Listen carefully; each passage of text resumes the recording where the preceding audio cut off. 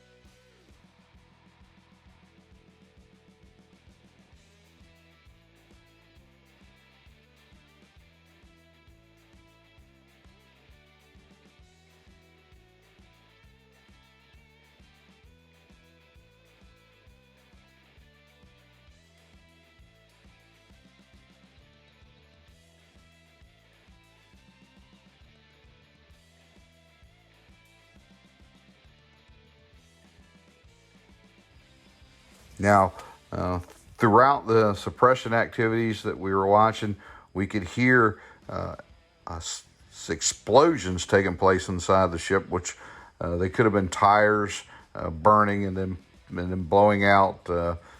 Not sure exactly what was going on, but you could see and hear this. I say see because it would, after you would hear one of those, within moments you'd see a large plume of black smoke come again back out of the ship, and that was kind of an ongoing thing. You could hear that those booms going on quite a bit inside the ship. So you can understand that there's probably just a huge amount of problems in there. The amount of heat that's in there, the cars, the vehicles that were strapped in with those nylon straps, we can imagine that a good bit of those now have been compromised because of the heat, and what is still suspended inside the ship has got to be just either wedged in there or just barely hanging on. Many things going on in the ship now that kind of change from a safety aspect. It really adds a different dimension to the wreck removal.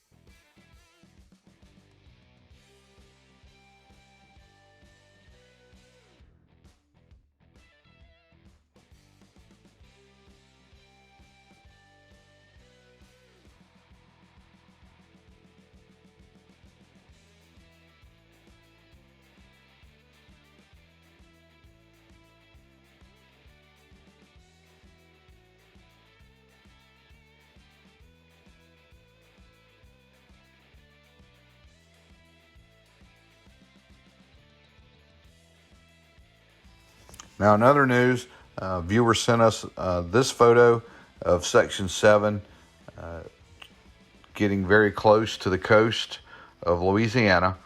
So it looks like Section 7 is almost home, if you will, to Gibson, Louisiana. And that's going to do it for today's broadcast. We're going to try to get out and get some more stuff for you guys tonight. Hey, if you haven't done it yet, click on that subscribe button. Send us some comments. And most of all, and we really mean this tonight, you guys stay safe out there.